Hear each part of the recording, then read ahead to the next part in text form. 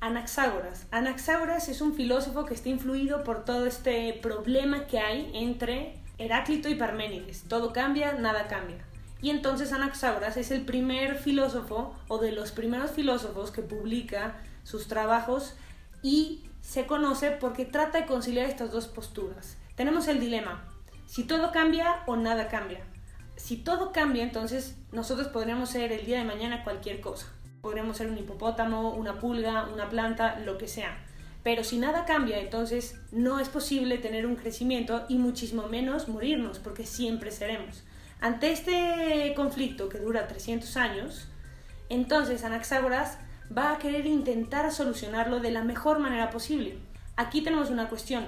Estos filósofos que preceden a Heráclito y Parménides no tienen una distinción entre lo metafísico y lo físico, y por ende van a estar utilizando de manera indistinta o incluso revolviendo elementos que pertenecen a un nivel de abstracción que no es el que corresponde. En este caso, pues el todo y la nada es un nivel de abstracción de tercer nivel, y en cambio lo natural, como el aire, el agua, es más bien de un primer nivel.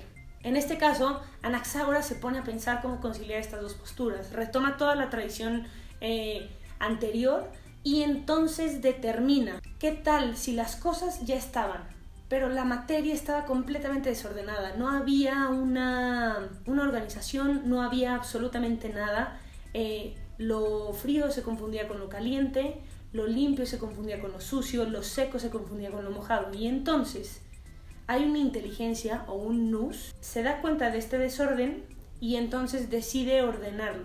La forma con la que ordena la inteligencia es un movimiento muy particular. Este movimiento es muy parecido al que nosotros tenemos cuando nosotros pensamos. Cuando nosotros nos ponemos a pensar, el movimiento es: yo me doy cuenta que tú estás ahí y que estás viendo este video. Y entonces, como yo me doy cuenta que tú estás viendo, entonces yo pienso en lo que tú me estás viendo.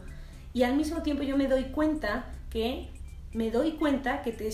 tú me estás viendo en este video, y entonces el movimiento es un poco cíclico. En este punto, bajo el movimiento que es cíclico, entonces la inteligencia se mueve en una especie de círculo, pero no es un círculo como el infinito de Anaximandro podría ser, que vuelve a regresar a su mismo inicio, sino que más bien es una especie como de espiral. Es una espiral porque va avanzando, y cada vez que conocemos y nos damos cuenta que conocemos más, podemos ir avanzando un poco.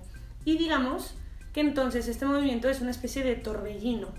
Vamos avanzando, entonces la inteligencia se mueve como un torbellino y entonces empieza a moverse y a modificar todo el desorden que hay en la materia. Y entonces esta inteligencia lo que hace es ordenarlo todo. Separa lo seco de lo mojado, el cielo de la tierra, la luz de la oscuridad, y entonces empieza a mover todo para que entonces las cosas queden así. De esta forma, Anaxágoras explica un poco la complejidad de lo que habían tratado de exponer sus predecesores, pero al mismo tiempo sigue sin dar una respuesta al problema. Todo cambia o nada cambia. Al parecer la inteligencia no cambia, pero toda la materia sí la cambió. Entonces, ¿de qué se trata? Seguimos con el mismo dilema, y es por eso que tenemos que irnos hasta el siguiente filósofo, que es lo que veremos en el próximo video.